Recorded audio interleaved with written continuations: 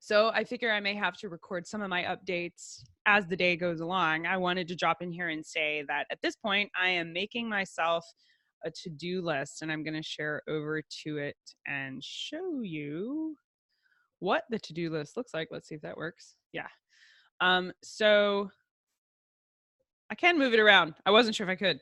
I'll make me bigger over here so you can see me still talking. But this is kind of, I wanted to put an outline around what all it is I need to do. And I'm pretty sure as I go along, I will update this and add things. If you have ideas of things I might need to include, please put that in the comments because we're figuring this out as we go. But obviously, the first step is to choose a topic or title. This is where I could use your help. Here are some of the ideas I have. I'm thinking about doing fencing, not masters, in Shakespeare's theater. I know that Italian Renaissance masters of fence were present in England. I know that they were often contracted out by playing companies to teach a lot of the fight scenes, like Hamlet and Laertes' famous duel. It had to look convincing because for the 16th century, a rapier was part of a man's dress, and it was a sign of your status, how well you knew how to fight, because the upper class would have been trained in fencing. So when you're on stage, the audience would be able to recognize from your fighting whether or not that character was a gentleman or if they weren't. So it could be used either way by someone like Shakespeare. Either you put someone on stage that claims to know how to fight and then they do a bad job, shows them to be a liar, or you could put someone on stage that was thought to be an idiot, but then he performs amazingly with a sword, you know that he has a background. And it was Italian fencing masters that were coming to England during this time to do that for people like Shakespeare, to teach his players how to sword fight. And so I kind of want to tell that story. I also like the idea of Shakespeare as an entrepreneur. William Shakespeare diversified his income. He had the Globe Theater, he had the Blackfriars Theater, he had wool trade and all these other different things that he was into. And the whole shareholders agreement that he had with the Burbages to start the Globe was a brand new thing. And a lot of the decisions that he made over his life are the same tips and tricks people tell you about how to be an entrepreneur today. And you could also tell that story, I think, would be fascinating to tell. And then the last one that I'm considering, and I have tons of ideas, but I narrowed it down to these three,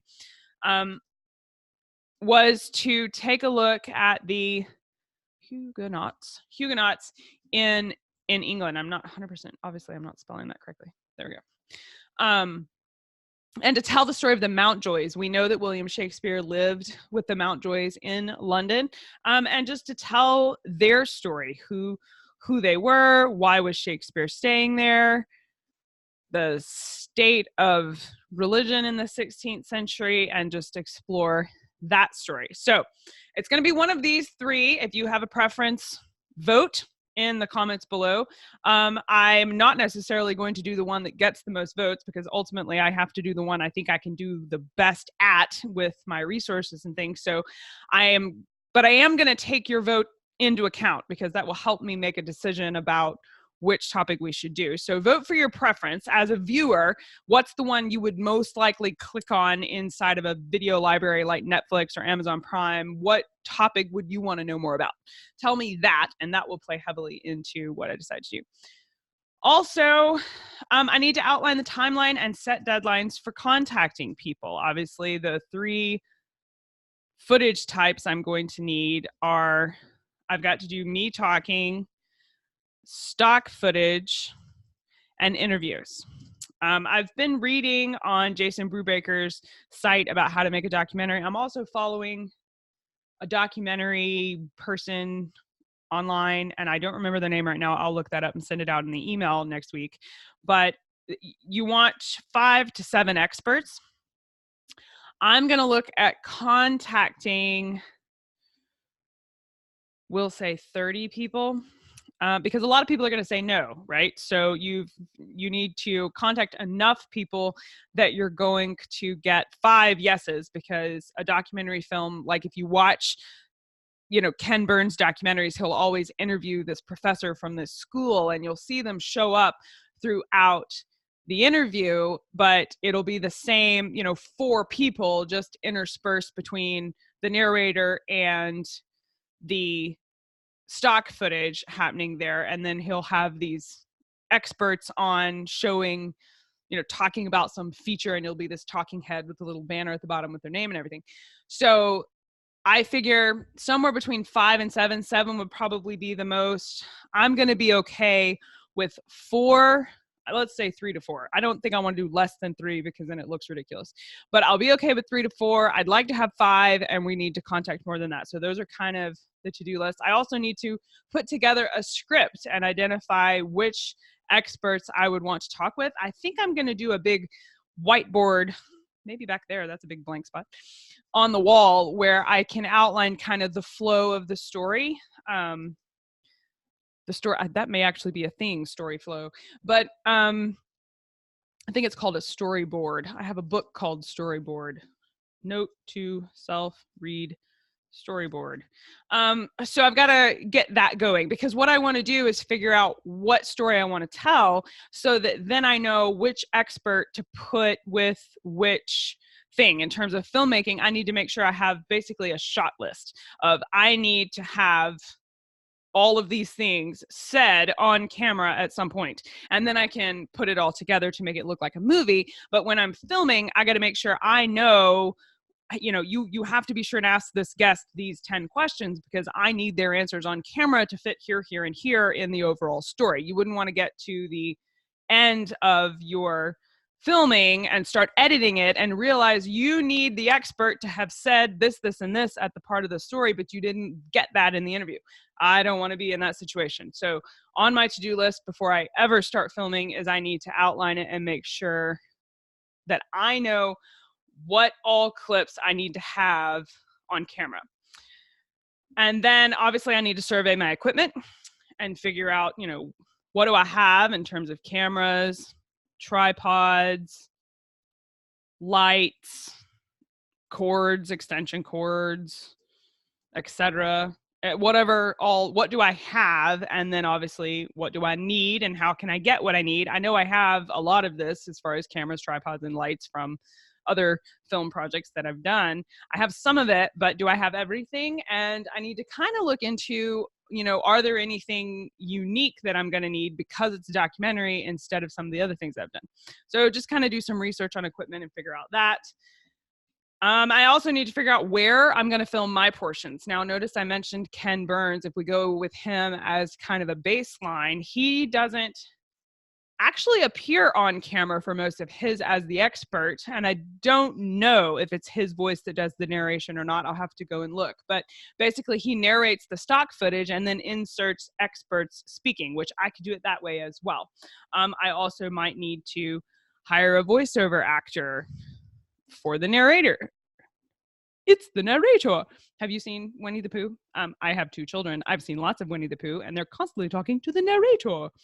So hire a voice actor for the narration. What does that cost? Also, I need to look in where I'm going to get stock footage. I have looked at libraries that do stock footage. I think I'm at the end of my list now, so I'm going to stop sharing this with you guys. But I have looked into stock footage, and there's companies where you can buy stock footage specifically for documentary films. And it's actually great because it comes with all the licenses that you need to be able to use it in a commercial product. So you can put it in your film and you can feel very safe legally about no one's going to come back and say, that's my footage. You've paid for it on the front end and it comes with commercial rights to distribute it. So it's really great. But as you might imagine, it's also really expensive, which is not really great. It's like somewhere between $25 all the way up to $200 a clip, depending on what you get. Now, because Shakespeare history is kind of a, to the left field niche area there, they are not as expensive as some of the other ones, like, concert footage of some celebrity or whatever, which is much more expensive. But so I can kind of get them for less. And so one of the things I want to look at with stock footage is, first of all, whether or not there is public domain stock footage somewhere like the Library of Congress. I would think they probably have, I would think if we have public domain images, we have to have public domain footage, video footage. But then the question becomes, how do I credit that? Is it enough to list them in the credits of the video, or do I have to put like something on the screen that credits them, which of course I would not want to do because that damages the integrity of my film. So if I use public domain stock footage, I got to figure out, how do I give credit where it's due? And that definitely needs to say public domain. Watch out for your spelling errors. Anyway, so I got to figure that out. And then one other thing I thought of is if I do have to pay from one of those big box stock footage places, I could, if I start with writing out my shot list where I know how many stock footages I'm going to need, I can split that up over the year and cancel my Netflix subscription or something and use that money to buy stock footage a little every week over the next year so I can hit my 1-year deadline without having to buy a bunch of stock footage up front. That's something that I'm looking at to try and keep costs down and be able to buy what I need without spending too much. So those are the to-do lists. This week, we're going to focus on picking a topic and getting a story outline. I'm not going to commit to making the shot list this week, but I am going to commit to choosing a title this week. So I wanted to make this update for you because I took an action and I feel like I'm obligated now to keep you informed. So I put this in Google Docs for whatever it's worth. I set up a folder called My First Documentary, and then I added a Google Word doc into the folder called My First Documentary. And it's just called my to-do list, to make a documentary. And now I've just made my list. So here we go. We're going to go down the list, starting with choosing a topic. So put your vote below of what you think the topic should be, and I'll see you tomorrow.